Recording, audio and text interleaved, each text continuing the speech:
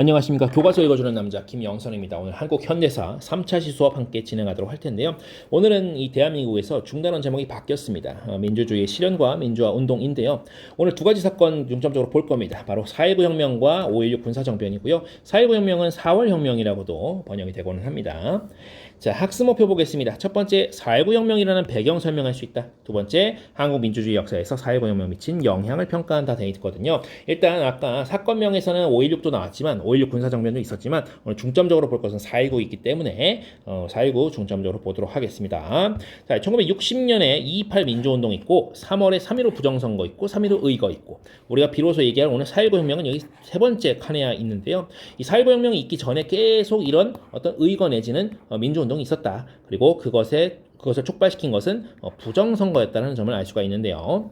자, 일단 이 혁명이 일어나고 나서 일주일 뒤에 대통령 하야하거든요. 하야는 대통령 정도 되는 그 높은 사람이 자기 자리에서 스스로 내려오는 일을 하야라고 표현합니다. 아래 하자에 들판 야자를 써요. 들판으로 내려온다.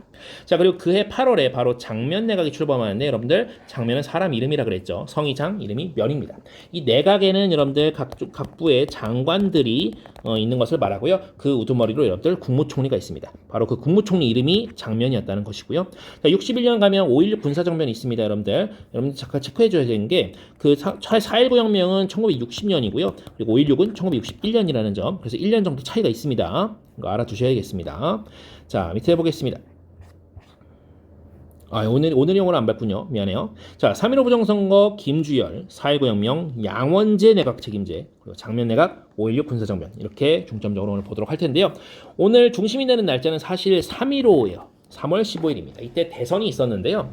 4대 대선이 4대 정부통령 선거가 있었습니다. 정통령과 부통령 선거 하는 거죠. 근데 이것이 부정선거였고요. 그로부터 사람들이 의거 옳은 일을 위해서 일어난다. 들고 일어난다. 라고 하는 것이 의거죠. 그것이 이제 이승만 정권을 뒤집어 엎는 혁명에까지 이어진다고 보는 겁니다. 일단 여러분들 내용을 좀 살펴보도록 하겠습니다. 아까 3.15 의거라는 표현이 나왔는데 사실 연표해보면 2월 얘기도 있죠. 여러분들 이미 이승만 정부가 이전에 있었던 그런 선거 때부터 부정선거를 좀 저질러 왔어서 사람들이 이것을 막으려고 3월 15일에 있었던 이 정부통령 선거에 앞서서 대통령 선거에 앞서서도 계속 시위를 해왔어요. 그런 것들이 이제 위에 써있는 뭐 대구의 2.28, 뭐 대전의 3.8 민주의거 등등이 나오는데 자, 이런 것들이 쭉 이어져서 정말로 3월 15일에 부정선거가 이루어졌거든요. 자, 이 부정선거에서 사람들이 막 들고 일어난 겁니다. 마산에서 특히 강렬하게 일어나갖고 거기서 막 경찰 발포하고 사람 죽고 했는데 그 중에 여러분들 김주열이라는 학생이 당시 마산상고 1학년이었는데 김주열이라는 학생이 여러분들 실종됐다가 4월 11일에 눈에 최루탄이 박혀있는 채로 바다에서 발견되었습니다. 그래서 이것이 소식이 전해지면서 시위가 굉장히 격화되었고요. 정부 측에서는 시위대가 모두 공산당의 사주를 받던 세력들이다 라고 모함하면서 탄압하였고 사람들은 더욱더 시위를 지속하게 됩니다. 4월 13일까지라고 되어 있는데 뭐 그 이후에도 사실 뭐 사람들이 북어부를 끓고 있었다라고 볼 수가 있겠죠. 그러다가 여러분들 2번 가겠습니다. 4.19 혁명 과정 얘기할 건데요. 4월 19일이 되면요. 이제 서울에서 수만 명의 시민 학생들이 같이 시위에 참여했는데 얘기하는 것이 부정선거와 독재 정치를 규탄한다. 이제 물러가라 라고 하면서 경무대로 전진합니다. 경무대가 지금의 청와대거든요. 여러분들 이때 당시 또 경찰이 발포를 하면서 사상자가 다수 발생하고요. 시위는 더 커지고요. 정부는 이제 경찰만으로 안 되겠다 해서 비상계엄 선포하고 치안을 군인들이 담당하도록 합니다. 군대 동원했는데 당시 계엄사령관이 여러분들 발포 금지를 명령하게 됩니다. 근데 이분이 이 계엄사령관이 제주 4.3 사건 때는 좀 다른 성격의 명령을 내리거든요. 그럼 관심 있는 학생 한번 찾아보시고요. 자, 25일쯤 되면요, 여러분들 대학 교수단에서 시국선언하면서 이제 선거 다시 해라, 이승만 하야해라, 사퇴해라, 이런 얘기 나오게 되고 26일에는 정말 다음 날이죠. 이승만이 하야 선언한 이후에 미국으로 망명을 가게 됩니다. 근데 여러분들 이 3.15 선거 자체가요, 그 이승만을 대통령에 앉히려고 했던 것은 아니고요. 이승만 다음에 여러분들 이기붕 씨를 부통령에 앉히려고 한 거였단 말입니다. 왜냐하면 당시에 여러분들 이승만 대통령이 75년생입니다. 1875년생인데 당시 1960년이잖아요. 그럼 1875면 나이 빼면 나이가 상당히 많죠, 그죠? 많죠. 그래서 임기 도중에 이승만 대통령이 사실 사망할 수도 있기 때문에 그것을 이어받을 부통령 역시 자유당 사람이 됐어야 했던 거예요. 그 이기붕을 당선시키려고 부정선거 했던 거였습니다. 그래서 사람들이 들고 일어났던 것이고요. 자, 어쨌든 이게 모두 다 대통령 하야했고 이런 일이 벌어졌잖아요. 그래서 4.19 혁명 이후에 한국 정치 상황까지 보겠습니다. 자, 대통령, 부통령 모두 날아갔습니다. 대통령도 여러분들 대통령 망명했죠. 부통령은 사실 바로 거의 곧바로 사망하거든요. 이기붕 씨가. 그래서 그렇게 해서 어쨌든 공석이 됩니다. 그럼 비정상적인 상황이죠. 비상이죠. 그래서 비상에서 정상으로 넘어가기 위해서는 여러분들 과도기가 필요합니다. 그 과도기를 담당한 정부 누가 이끌었냐? 허정이라는 사람이 당시 외교부 장관이었는데 같이 겸임하게 되었고요. 자, 이 과도정부에서 개헌을 하게 됩니다. 그것이 3차 개헌인데요. 이때 국회의 개수를 2개로 늘리는 양원제 국회, 그리고 국회에서 내각을 책임지는 내각 책임제, 그리고 대통령은 간선제로 개헌을 하게 됩니다. 자, 1960년에 총선을 다시 해서요. 민주당이 모두 압승하게 되는데 이때 양원제라 그랬잖아요. 여러분들 민의원과 참의원이 있습니다. 이 두 개의 원에서 모두 민주당이 승리하게 됐습니다. 자, 대통령은 여러분들 당시에 윤보선 대통령 선출을 시켰고요. 물론 간선제로요. 그리고 국무총리는 장면이 지명이 되었습니다. 그래서 국회에서 인준 절차 거쳐서 장면 내각이 구성된 거죠. 당시에는 내각 책임제이기 때문에 국무총리가 대통령보다 더 중요해요. 그래서 장면 내각이라고 부릅니다. 윤보선은 좀 뒤에 있다고 보시면 돼요. 자, 그 장면 내각의 목표가 뭐였냐? 이승만 정권과 사람들 민주화 부르짖었잖아요. 그래서 민주화가 목표 맞고요. 그리고 1950년대 말부터 여러분들 미국의 경제 원조가 무상에서 유상으로 바뀌잖아요. 그래서 자생적인 경제 발전 필요했습니다.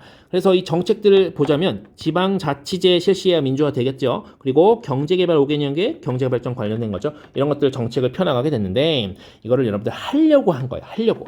사실 잘 안 됩니다. 왜냐하면 사회가 너무 시끄러워요. 다양한 요구가 엄청나게 폭발하는데 내각이 이것을 다 커버를 못 치고 있습니다. 왜 그런 거 하니? 이 당시에 엄청난 목소리 중 하나가 이승만 정권 하에서 부정선거 저지르거나 부정축제했던 사람들 처벌하자라고 하는 그런 논의가 있었습니다. 근데 이 사람들을 처벌할 법이 없었던 거예요. 당시에. 그래서 그 사실이 일어난 뒤에 나중에 법을 만드는 거죠. 처벌할 법을. 그것을 헌법 건드려서 만듭니다. 그것이 네 번째 개헌입니다. 근데 법이 있는 거랑 법을 적용하는 건 다른 문제잖아요. 그거에서 굉장히 소극적이었대요. 이 장면 내각에서. 그리고 집권당인 민주당 내 대통령파와 총리파로 나뉘어서 또 갈등이 있었습니다. 그야말로 여러분들 대혼란이었다라는 걸 알 수가 있는데요. 자, 그래서 마지막 보겠습니다. 이 3번의 혼란, 즉 4.19 혁명 이후 한국의 정치 상황은 혼란이었다는 겁니다. 이 수습이 어떻게 됐느냐 하는 건데 지금 줄이 계속 반듯해지고 있어요. 뭔가 다른 걸 건드렸나 봐요, 선생님이. 자, 1951년 5월 16일입니다, 여러분들. 박정희를 중심으로 한 일부 군인들이 사회 혼란의 수습을 명분으로 군사 반란을 일으켰고요. 글자가 사라지고 있어요. 좀 이상합니다. 사회 혼란을 수습할 것을 두고 사회했고요. 잠시만요.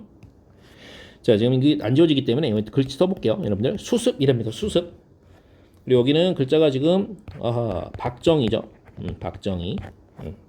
박정희입니다. 글씨 다시 써볼게요. 당황했어요 지금. 자, 아무튼 넘어가 보겠습니다. 여러분들 다시 정리합니다. 자, 사회혼란 수술 명분으로 군사 반란이 일어났고요. 그리고 전국이 비상계엄 선포하고 헌법의 효력을 정지하게 됩니다. 이때 장면 내각은 좀 조용히 물러난 것으로 알고 있습니다. 자, 그리고 여러분들 헌법의 효력이 정지됐지만 나라를 이끌어 나갈 어떤 그 기준이 되는 게 필요할 거 아닙니까? 그것이 뭐였냐? 국가 재건 최고회의 되겠습니다. 국가재건 최고회의는요, 여러분들 입법, 사법, 행정의 3권을 모두 장악했고요. 이것이 여러분들 군부의 회의였기 때문에 즉 군사권까지 다 갖고 있었습니다. 엄청난 규모의 회의였다고 볼 수가 있겠죠. 엄청난 권력을 갖고 있는. 자, 그리고 국가재건이라는 표현을 좀 집중하고 싶은데요. 나라가 좀 무너져 있다라고 판단했던 것 같습니다. 그래서 이 무너진 나라 우리 청년 군인들이 다시 세우겠다 라고 하는 열망을 갖고 세웠다라고 볼 수 있겠고요. 적어도 그 사람들은 그걸 믿었다는 겁니다. 그리고 이 5.16 군사정변 이후에 국가재건 최고회의라는 발판을 활용해서 박정희를 비롯한 군부 세력이 어떻게 자신들의 자신들의 그 권력을 공고해 나가고 정권을 획득하고 그것을 연장시켜 나가는지 그것은 다음 시간에 함께 보도록 하겠습니다. 오늘 여기까지 하도록 하고요. 대단히 고생 많으셨습니다.